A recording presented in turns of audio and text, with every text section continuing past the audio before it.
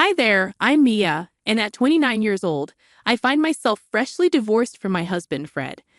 Our love story began back in college, where we shared classes and quickly fell for each other's charms. Despite our strong bond, there was a persistent thorn in our side. Fred's mother, Holly. She seemed to harbor an inexplicable animosity toward me, constantly meddling in our relationship. Despite voicing my concerns to Fred, he struggled to confront his mother, torn between loyalty to her and his love for me. Eventually, I resigned myself to endure Holly's unwarranted criticisms, believing Fred was inadvertently feeding her ammunition.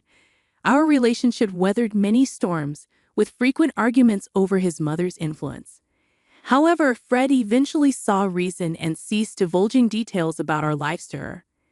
After 3 years of dating, we tied the knot, much to Holly's chagrin. Her attempts to sabotage our marriage proved futile, and we distanced ourselves from her toxic presence for a while.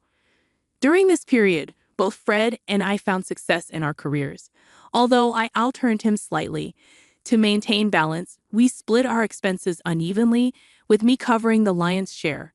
Yet, despite our marital happiness, I felt a void within me, a need to pursue something of my own. Drawing upon my knack for design, I delved into graphic design as a side venture. Keen to keep it under wraps, I embarked on courses and invested in equipment without Fred's knowledge. My best friend, Jess, was the sole confidant of my new endeavor, offering encouragement and practical advice. As my skills flourished, Jess introduced me to acquaintances who were eager to engage my services. Despite my novice status, they admired my work and entrusted me with projects, gradually expanding my client base. This newfound source of income alleviated financial pressures and allowed Fred and me to enjoy a more comfortable lifestyle. With each paycheck, I squirreled away savings, dreaming of treating Fred to something special, a token of gratitude for standing by me through thick and thin. I hadn't broached the topic with him yet, and every time I considered it, it seemed like he was avoiding any serious conversation. It became evident to me that something was amiss, but he remained tight-lipped about it. The first inkling I had of trouble was when Fred confessed to me that he had exhausted his entire paycheck on investments just a week after receiving it. We had a heated disagreement about it, but we managed to patch things up for the time being. To make ends meet, I put in extra hours at work, which helped alleviate some of the strain.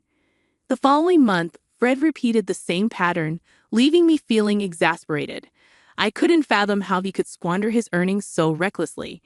In my frustration, I lashed out with hurtful words, though I later regretted my outburst. However, when the same scenario repeated itself for the third consecutive month, I reached my breaking point. I had become more cautious with my finances, working tirelessly not just at my day job, but also with my burgeoning graphic design side business, which was increasingly becoming our primary source of income. When Fred once again found himself strapped for cash, I was fed up. How could you let this happen again? Have you learned nothing? I admonished him. Despite his attempts to justify his actions, I refused to shoulder the burden of his financial irresponsibility any longer. It was a tough decision, but I made it clear that I would not be bailing him out this time. Fred's reaction was one of indignation and defensiveness, but I stood my ground. You can't gamble away your entire paycheck and expect me to cover for you, I asserted firmly. I won't enable this behavior any longer. Our argument escalated, with accusations hurled back and forth. In the end, Fred stormed off, leaving me to grapple with the turmoil of our crumbling relationship. In the aftermath of our confrontation, I couldn't shake the feeling that there was more to Fred's behavior than met the eye. Suspicions began to creep in, and I couldn't help but wonder if Holly, his overbearing mother, was somehow involved. Determined to get to the bottom of things, I decided to do a bit of sleuthing while Fred was out. It didn't take long for me to uncover the truth. Fred had been deceiving me. With access to his bank account, which he had unwittingly left logged in on my laptop, I discovered that he had more than enough funds squirreled away, contrary to his claims. As I scrutinized Fred's transactions, I couldn't find anything out of the ordinary apart from the usual debits. Perplexed, I wondered why he had been hiding his finances from me and weaving lies. Seeking clarity, I delved into his messages, and the first person I noticed him texting was his mother. Their conversation revolved around our recent altercation, with Fred painting me as the antagonist, claiming I had berated him for withholding money. Holly, his mother, seemed to revel in this discord, affirming her suspicions about me. As I scrolled further, I unearthed a disturbing revelation. Holly had been relentlessly disparaging me to Fred, labeling me as materialistic and insinuating that I was with him solely for financial gain. Ironically, I was the primary breadwinner in our household. Their exchanges showed how Holly's toxic influence had fueled Fred's grievances against me, magnifying minor annoyances and nurturing his resentment.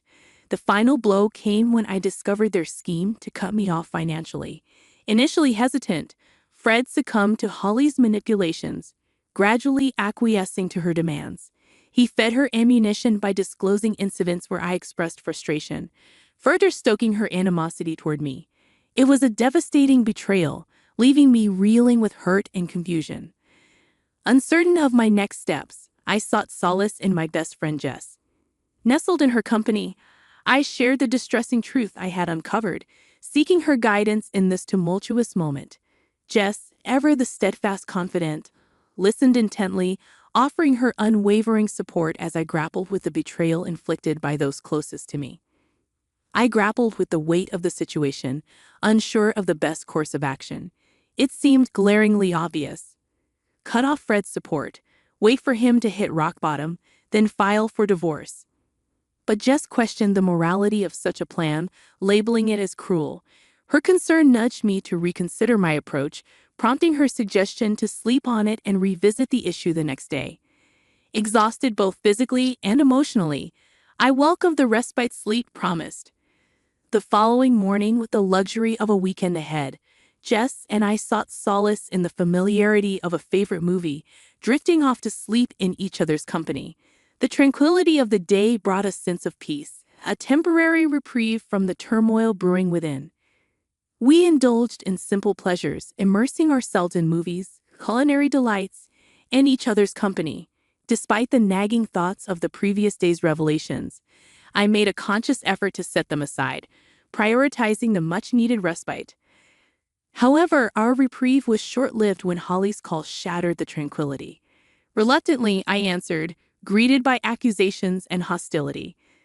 Holly's unwarranted accusations only served to exacerbate the tension, but Jess's encouragement urged me to maintain composure.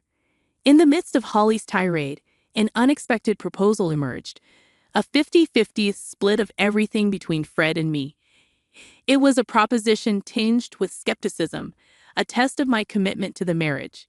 Despite the audacity of her demand, I agreed, willing to entertain any possibility of salvaging what remained of our relationship. With tentative acceptance, plans were set in motion, culminating in a meeting scheduled for Tuesday to formalize the arrangement. Though uncertainty lingered, I resolved to confront the challenge head-on, armed with newfound determination to navigate the tumultuous waters ahead. I was stunned by the turn my marriage had taken, torn between disbelief and seething anger. How dare Holly brand me a gold digger, and how could Fred stand by and allow such an accusation? I had stood by him through thick and thin, supporting his endeavors even when they led to losses. I'd covered for him when he lied, shouldered the burden of our shared responsibilities, all while concealing my own side hustle, waiting for the right moment to reveal it to him. Sharing the details with Jess, her smile hinted at the brilliance of Holly's scheme. Splitting everything evenly would leave Fred with little to fall back on, given his lack of awareness about my additional income. I had hoped to surprise him with a lavish gift once my side venture gained traction, but now I was grateful to have it as a safety net. Tuesday arrived swiftly, and Jess accompanied me as support. Arriving home, we found Holly, Fred, and a lawyer already there, finalizing the contract. Ignoring Fred's silent plea for privacy, I approached Holly, demanding to review the terms. As expected, the agreement mandated equal division of assets, with a clause prohibiting financial assistance between us. Reluctantly, I signed, knowing it would leave Fred scrambling financially. Predictably, problems ensued. Initially, we exchanged only terse words, our rift too deep to bridge. Yet living under the same roof necessitated some communication. Fred attempted to breach the divide, but I remained aloof, resentful of his complacency. Eventually, tired of his persistent attempts, I relented. "Will you please just talk to me? We can't keep going on like this," Fred pleaded. His admission of missing our connection stung, juxtaposed against his willingness to sign away our financial unity. "What do you want me to say, Fred?" I retorted, my frustration palpable. "Is that why you agreed to sever our finances completely?" Fred's silence spoke volumes, laying bare the chasm between us. As we stood at the precipice of our shattered marriage, I grappled with the weight of our choices, uncertain if reconciliation was even possible. "I just needed to know where your loyalty lies, Mia. Despite all the issues caused by your mother, you still choose to side with her. Is this truly what you believe is best for us?" "Please, Fred, don't speak ill of my mother like that. And what wealth do you possess that you're so concerned about? I don't understand. I'm simply trying to make things right between us. Can we not lash out at each other? There will be no reconciliation until that contract is null and void. It's only been 2 weeks since we signed it, and I've seen no evidence to suggest you're not here for the money. If you're struggling financially, just let me know. I'm willing to help. Wouldn't that be a breach of the contract? I won't risk violating it. Why are you making this so difficult? Can't we just be civil?" I could see Fred grappling with conflicting influences, your mother's and his own. The Fred I married wouldn't have succumbed to such manipulation. That month, I diligently paid off our major debts, leaving Fred in a bind. With my share settled, I had more disposable income. Jess and I indulged in lavish outings, while Fred always had an excuse for his financial constraints. My graphic design side gig thrived, leading me to consider quitting my day job. Meanwhile, Fred struggled, his portion of the pantry often bare. While part of me empathized, I reminded myself he brought this upon himself. Holly's unexpected visit left me uneasy. Accusing me of stealing from Fred, she threatened to involve the police. Confused and defensive, I demanded an explanation. "You're accusing me of seeking revenge on Fred because I don't like the contract he made us sign. Please, your son has been struggling all month, but it's not because I've stolen his money to fund my outings to fancy places. He has no money to steal, and you know it. And let's not forget who actually coerced us into signing that contract in the first place. You forced it upon us, and now your son is paying the price." "Liar. I'm calling the police right now." "Go ahead. I haven't taken a single cent from your son." "Then how do you have so much money? Your job doesn't pay that much more than Fred's, and he's told me you've cut back your hours." "I have another business on the side, a graphic design venture that I plan to surprise Fred with. But thanks to your meddling, that plan went down the drain. I was even going to use the money to buy you a car." "How much do you make from it?" "More than you think, you see. I didn't lie. I was trying to do something good, and then you ruined it. If you care so much about your son, maybe you should be the one supporting him." With that, I handed the divorce papers to Fred. I had filed for divorce right after we signed the contract, holding on to them until the right moment. Fred's shock was palpable, but I felt no sympathy. Holly's satisfaction should have been evident, considering it was what she had been pushing for. Instead, she looked furious now that she understood the consequences for Fred. I informed them I would be moving out in 3 weeks, agreeing only to continue splitting the remaining loan payments. Fred tried to plead with me, but I remained resolute, reminding him that this was the consequence of his actions. In the following months, I found liberation from the toxic relationship. Holly contested the divorce, but with our assets legally separated, there was little for Fred to gain. In fact, he ended up losing more, unable to keep up with the mortgage expenses on the house we sold. He moved back in with his mother.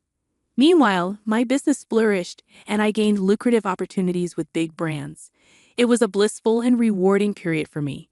I'm grateful I had something to fall back on, sparing me from the fate Fred endured. Perhaps this will serve as a lesson for him in the future, but that's not my concern anymore.